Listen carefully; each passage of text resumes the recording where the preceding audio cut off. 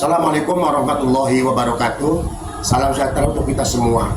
Terima kasih sudah berkenan melihat video ini. Perkenalkan, nama saya Fatullah SAG MM HCPM, dosen Prodi Ilmu Hukum Fakultas Hukum Universitas Tembagaraha Serang dengan NIDAN 0402 12 7607. Video ini merupakan bagian pernyataan diri saya sebagai dosen dalam unjuk tridharma perguruan tinggi dalam bidang pengajaran sebagai salah satu syarat untuk mengikuti sertifikasi dosen tahun 2025. Nah, dalam video ini akan ditampilkan model pembelajaran mata kuliah yang saya ampu, yaitu Hukum Islam.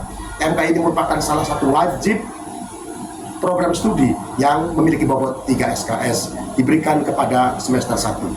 MK ini membahas tentang pengertian syariat, fikih, hukum Islam, perbedaan syariat, fikih, hukum Islam, latar belakang munculnya fikih, serta ruang lingkup hukum Islam, dan juga prinsip-prinsip tujuan hukum Islam, hukum perkawinan Islam, hukum kewarisan Islam, hukum wakaf, dan peradilan agama.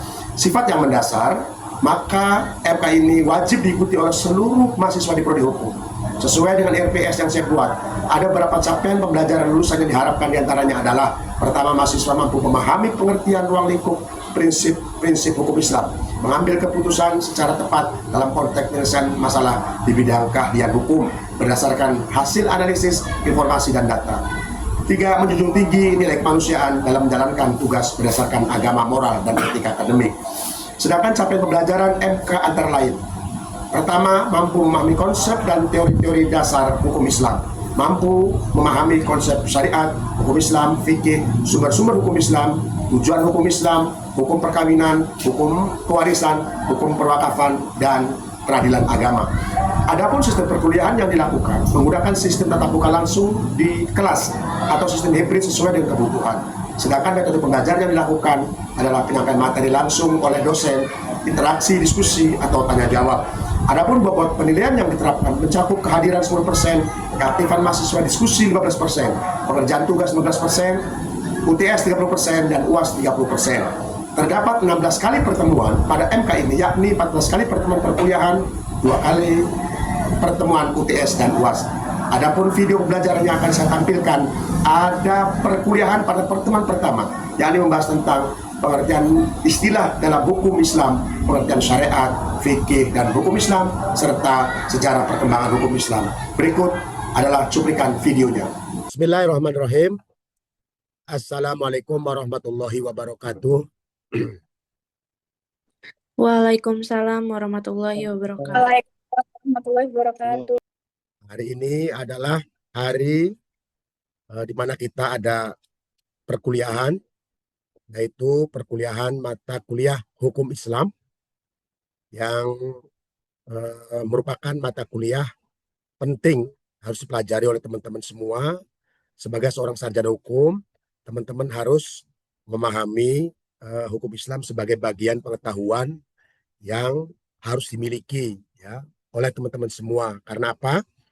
Karena hukum Islam adalah merupakan salah satu ilmu yang sangat berguna bagi kepentingan ilmuwan untuk menjawab tantangan serta kebutuhan masyarakat Muslim Indonesia dalam rangka menyelesaikan hukum-hukum yang berkaitan dengan perkawinan, kemudian kewarisan, serta hukum-hukum muamalah yang lain, yang ini berkaitan dengan aktivitas dan perbuatan-perbuatan yang berdampak hukum yang harus diberlakukan di negara kita. Karena hukum Islam merupakan salah satu hukum yang baru ya, yang diberlakukan untuk warga masyarakat Islam Indonesia sebagaimana amanat Undang-Undang Nomor 1 Tahun 74, kemudian juga kompilasi hukum Islam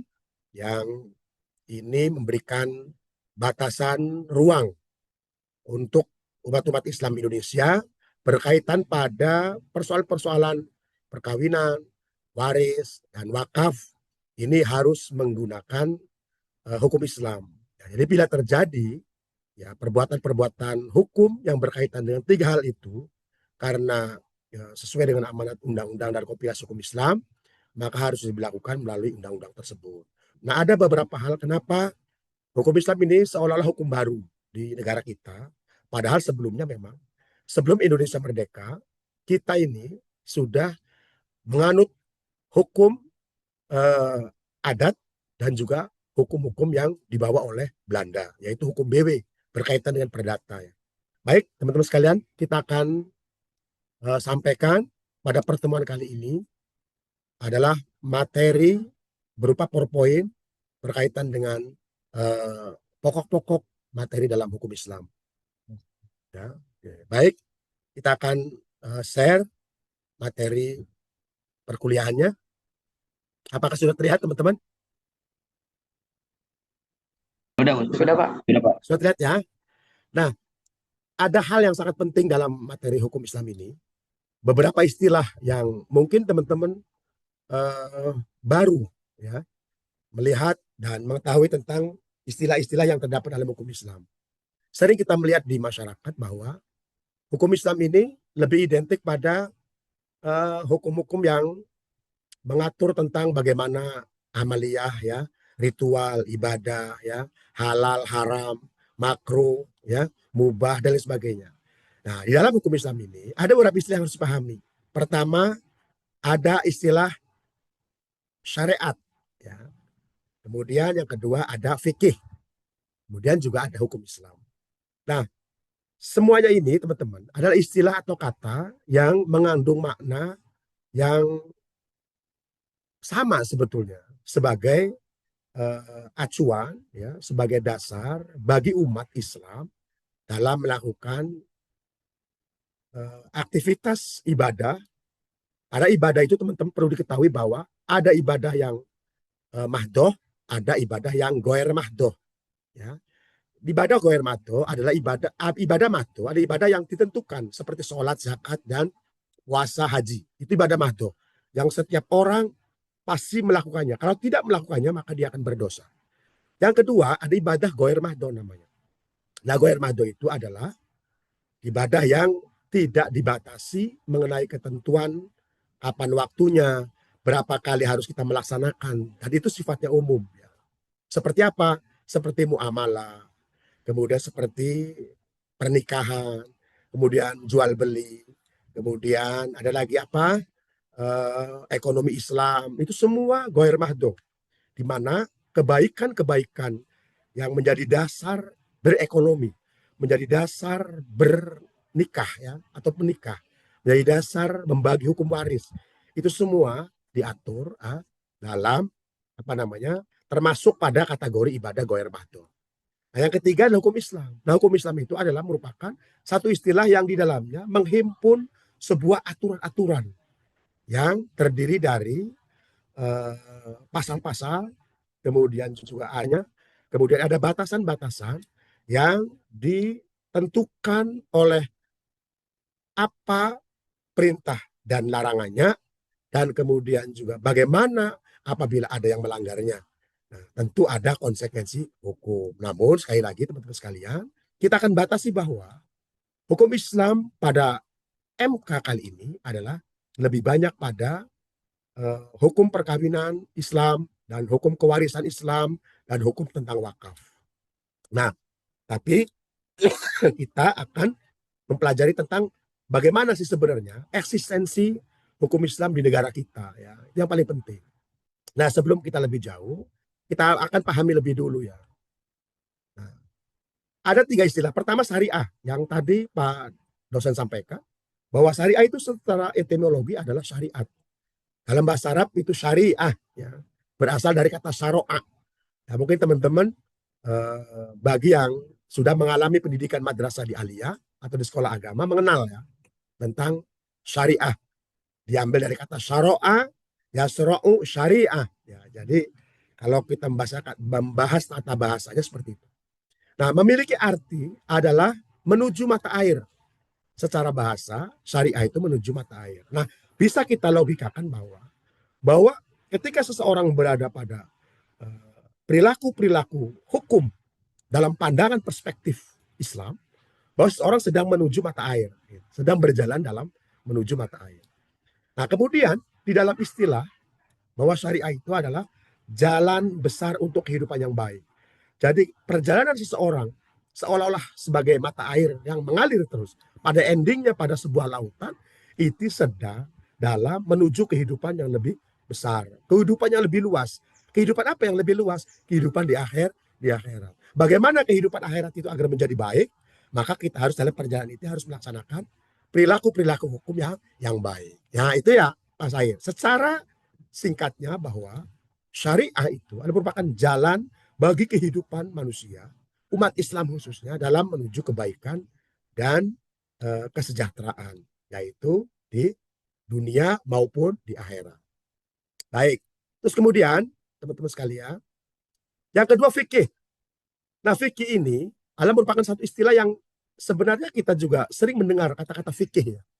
Ya, ada fikih Islam, ada fikih modern, ya, ada fikih imam madhab semuanya. Nah, apa sih sebenarnya fikih itu? Nah, secara bahasa, fikih itu adalah semantis secara lugawinya ya, yaitu berasal dari kata bahasa Arab lafad fakoha yafkohu fikhun atau fikhan, ya. Bermakna faham, pengetahuan atau mengetahui. Ya. Nah, kemudian secara istilah, fikih itu adalah sekelompok hukum, sekelompok pendapat-pendapat, paham-paham, ya, tentang amal perbuatan manusia, ya, tentang perilaku amal perbuatan manusia yang berkaitan dengan ibadah, secara diambil dari sumber-sumber yang terperinci, diambil dari dalil-dalil terperinci. Dalilnya apa? Al-Quran, hadis, ya, ijtihad.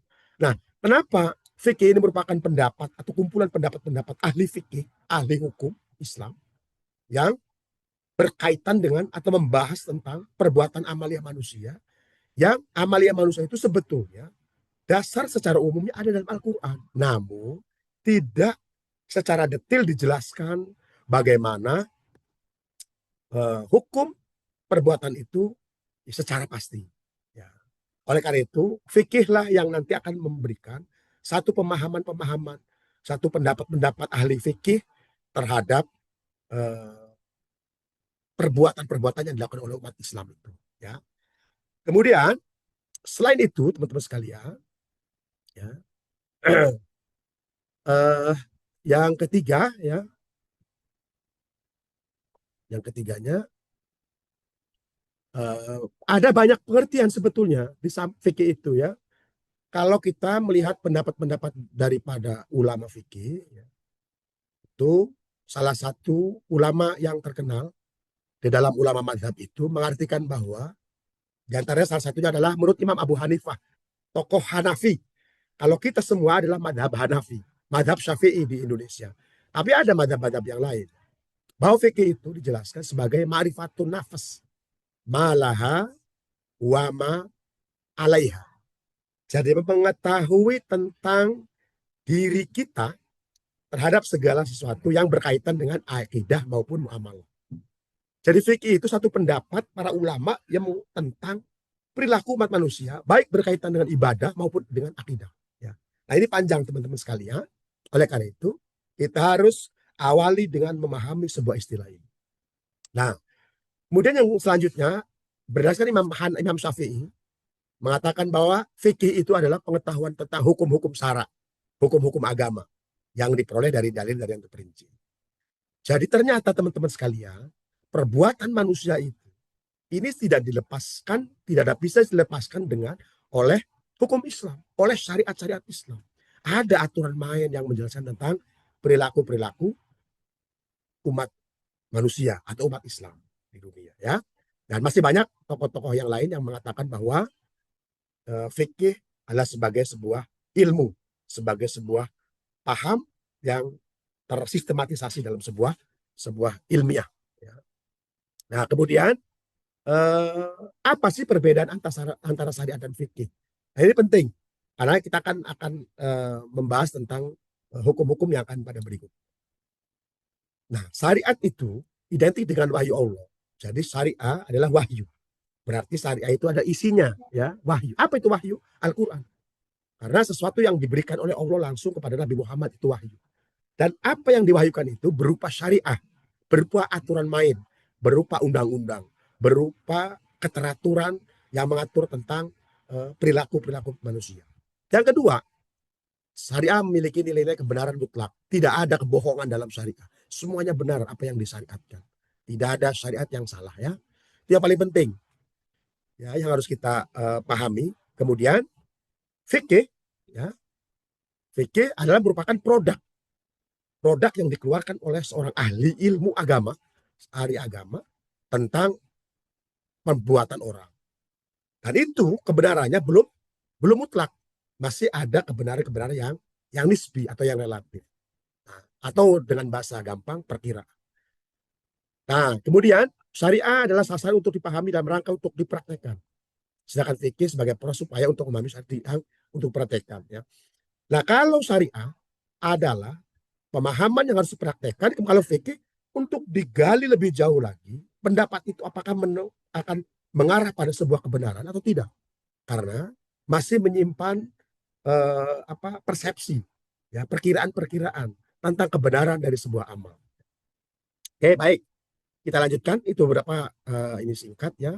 Nah, sedangkan hukum Islam, teman-teman sekalian, merupakan kombinasi antara fikih dan syariah, bahwa keduanya berasal dari hukum apa dari bahasa Arab, ya. Kenapa hukum Islam ini menjadi salah satu istilah yang harus penting kita lakukan atau kita pahami bahwa karena di dalam hukum Islam secara keseluruhan itu sudah terakomodir, terkodifikasi dalam Al-Quran dan hadis. Ya. Jadi itulah syariah sebenarnya. Karena syariah itu mengatur segala aktivitas hidup, baik lahir maupun batin. Nah, ya, tuh. Nah, silakan nanti dibaca, dipahami agar menjadi pemahaman yang utuh bagi kita teman-teman. Sekarang kita akan melihat ya sejarah perkembangan hukum Islam. Sejarah perkembangan hukum Islam itu ada beberapa periode. Periode pertama adalah hukum Islam pada saat periode Nabi dan para sahabat. Nah, pada Nabi ini kita singkat saja adalah semua bersumber pada Al-Quran. Jadi apa yang dikatakan Rasulullah pada waktu itu adalah merupakan menjadi hukum. Setiap orang yang mendengarkan fatwa Rasulullah tidak akan diragukan. Semua mengandung kebenaran mutlak. Nah, itu periodisasi hukum di periode pertama. Nah, itu perkembangan atau sejarah perkembangan hukum di periode pertama. Dan yang kedua, pada masa pertumbuhan dan perkembangan mazhab. Jadi pasca Rasulullah dan para sahabat meninggal dunia, sudah tidak lagi. Itu masa-masa imam mazhab. Ya, muncul beberapa ulama-ulama besar yang memiliki kemampuan keilmuan agama yang cukup luas. Kemudian menyelesaikan segala persoalan di masyarakat di zaman itu. Tentu membutuhkan satu fatwa hukum yang sesuai. Maka ulama mazhab menggali hukum-hukum itu dengan bersumber pada Al-Quran dan hadis. Dengan metode apa? Metode ijtihad, metode ijma, metode kias. Nah, ini akan kita jelaskan pada berikut. Ya, yang paling penting adalah imam mazhab di Indonesia ya atau di dunia ini yang terkenal, yang populer adalah imam empat. Mazhab Hanafi, Syafi'i, Maliki, dan Hambali. Nah, mazhab itu apa? Mazhab adalah satu jalan pemikiran yang dianut oleh para pengikut salah satu imam yang mengeluarkan fatwa itu. Karena kebetulan yang memunculkan mazhab memunculkan fatwa itu bernama Imam Hanafi, maka pengikutnya mendoktrinasi, mengemas sebagai pendapat itu sebagai pendapat atau mazhab Hanafiyah, kan begitu. Kemudian juga Imam Malik yang merupakan salah satu ulama besar dan mereka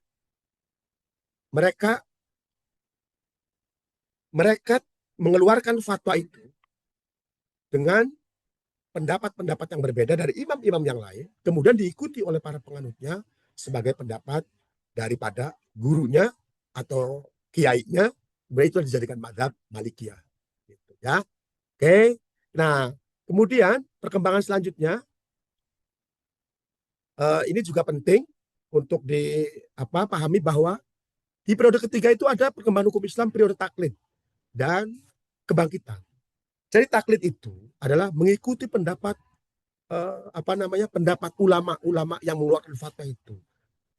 Ada yang mengikuti pendapat mazhab itu dengan mencari dasarnya, ada juga yang tidak mencari dasarnya.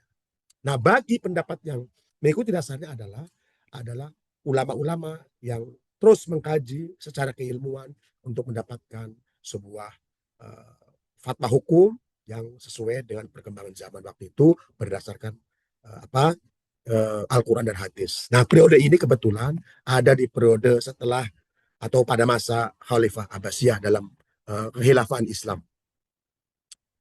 Nah, ini definisi hukum Islam tadi sedikit sudah Pak dosen sampaikan, ya.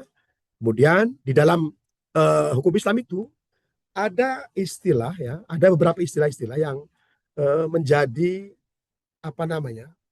satu ketentuan di mana perbuatan itu apakah kita statuskan sebagai hukum wajib, kemudian ada sunnah, ada makruh, dan ada juga haram. Ya, itu semuanya menjadi bagian penting dalam memahami. Nanti karena ini akan kaitannya, ada kaitannya dengan bagaimana tentang hukum perkawinan Indonesia, bagaimana hukum waris, bagaimana hukum wakaf. Apakah kewarisan itu, apakah perkawinan itu berkaitan dengan keharaman sebuah hukum, atau kebolehan sebuah hukum, atau juga wajib bagi hukum, atau seperti apa. Ya, nanti kita akan jelaskan lebih detail lagi pada pertemuan berikutnya. Nah, kemudian teman-teman sekalian, nah, bagaimana perbedaan hukum Islam dan hukum positif? Nah, ini penting nih teman-teman. Nah, hukum umum, ya, atau hukum positif ini semata-mata berdasarkan atas pertimbangan akal manusia. Ya, cakupan sementara hukum Islam justru mempertimbangkan akal manusia didasarkan pada Al-Quran dan hadis. Nah, kemudian, ya, kita kayaknya terbatas nih zoomnya. Kemudian hukum Islam bertujuan untuk menciptakan kemaslahatan manusia, dunia, dan akhirat. Nah, itu yang paling penting. Nah, sedangkan hukum positif tidak, hanya untuk dunia saja. Tapi teman-teman sekalian, sebenarnya hukum positif juga, sepanjang hukum positif itu berbicara tentang bagaimana penerapan, kemudian dengan mekanisme yang maslahat, yang baik, ini juga sebetulnya akan mengarah pada dunia dan akhirat. Namun secara lebih luas terdapat pada hukum Islam. Karena sejatinya memang hakikatnya bahwa hukum positif juga ada intisari, ya, nilai-nilai yang diambil dari hukum Islam itu sendiri, ya. Kemudian yang paling penting satu lagi, hukum Islam menyeimbangkan kepentingan individu dan masyarakat serta negara. Oke, baik. Nah, itu ya. Nah, ini kaidah-kaidahnya, kaidah-kaidah hukum Islam itu ada banyak, ya. Nanti kita akan pelajari di minggu selanjutnya. Baik, itu beberapa penyampaian secara singkat Pak dosen. Selebihnya nanti kita akan lakukan diskusi, ya. Akan diskusi, kita akan tanya jawab. Kita akan berikan kesempatan kepada teman-teman mahasiswa. Silakan 3 orang penanya saja, ya. Silakan 1 orang untuk silakan. Siapa yang mau bertanya duluan? Silakan. Oke, Sahril, silakan Sahril. Ya baik Pak, sebelumnya mohon izin. Yap. Perkenalkan, nama saya Sahril Dayat dengan NIM 7421230066. Yap. Saya izin bertanya Pak, kita kan sudah belajar tentang di mata kuliah hukum Islam, ya. Nah, yang ingin Sahril tanyakan itu, apa urgensi daripada mata kuliah hukum Islam ini sebagai hukum yang diberlakukan untuk umat Islam khususnya yang di Indonesia? Seperti itu Pak. Oke, baik. Langsung Pak dosen jawab aja, ya. Pertama begini Pak Sahril, berkaitan dengan urgensi hukum Islam di Indonesia, ya, yang harus dilakukan oleh umat Indonesia. Karena begini, kita jelas sekali bahwa umat Islam itu secara amalia berdasarkan Al-Quran, ya, dan Al-Hadis. Dan itu sudah semenjak kita lahir berlaku dan diberlakukan. Walaupun tidak secara kelembagaan sebagai hukum yang menjadi acuan secara nasional, secara kenegaraan. Namun secara kenyataan kita sudah menjalankan itu. Kita sudah menjalankan hukum Islam. Nah, berkaitan dengan batasan-batasan, kenapa hukum Islam mengatur atau umat Islam di Indonesia harus mengikuti hukum Islam? Karena sebagaimana tadi yang Pak dosen sampaikan bahwa berkaitan dengan hukum-hukum perkawinan yang secara negara sudah mengatur dan sudah menerbitkan undang-undang yang berkaitan dengan pengajawantahan, ya, atau implementasi dari hukum Islam itu sendiri, berupa Undang-Undang Nomor 174 mengatur tentang perkawinan di Indonesia berdasarkan hukum Islam. Nah, kalau kita tidak mengikuti ya, hukum perkawinan itu berdasarkan hukum Islam, maka ini akan sangat kacau ya, akan sangat rusak. Karena apa? Bagi kita umat Islam, melaksanakan amal ibadah itu sudah sesuatu yang sakral. Ya, sudah jelas sekali bahwa perkawinan kita harus berdasarkan perkawinan hukum Islam. Maka negara hadir dengan menerbitkan Undang-Undang Nomor 174 sebagai bagian dari bagaimana hukum Islam agar diberlakukan di Indonesia. Karena apa? Karena setelah perkawinan akan ada konsekuensi hukum berikutnya, yaitu hukum kewaris. Karena dengan adanya perkawinan, maka ada kewarisan. Ada hak-hak waris yang harus diberikan setelah perkawinan. Itu ya, Ariel ya. Baik Bapak, terima kasih Pak. Oke, baik. Silakan yang lain, satu lagi. Yaya? Atau siapa?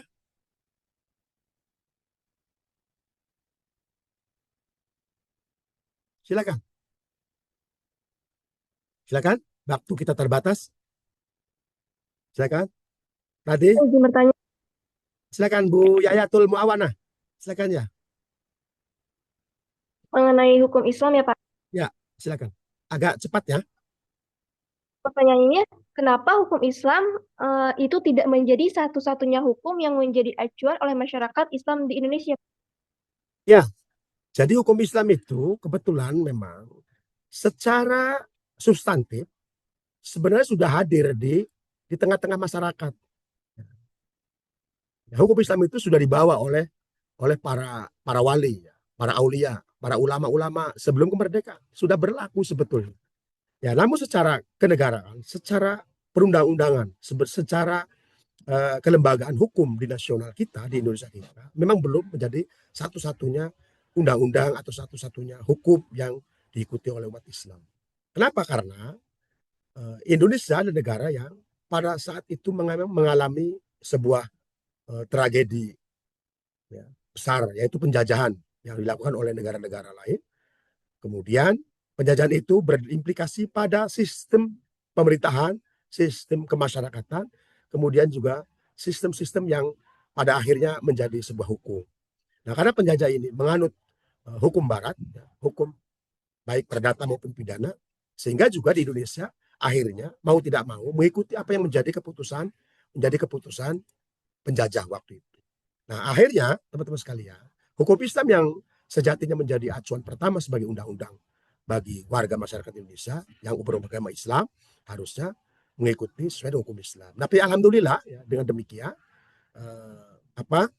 umat Islam Indonesia sudah bisa mengikuti ya, beberapa aktivitas ya, hukum-hukum yang berkaitan dengan beberapa hal seperti perkawinan, waris dan wakaf ini mengacu dengan hukum Islam.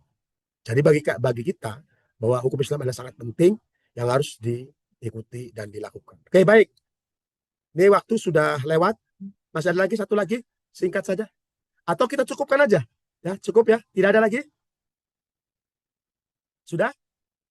Baik, kalau sudah tidak ada, kita cukupkan sekian saja.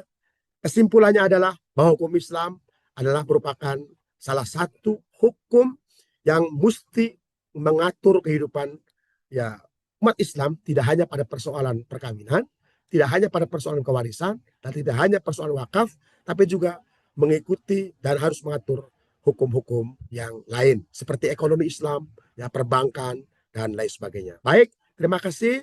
Saya ucapkan pertemuan ini mudah-mudahan teman-teman mampu mengambil satu pemahaman yang baik, kemudian dicatat sebagai pengetahuan buat di masa yang akan datang. Terima kasih Pak dosen.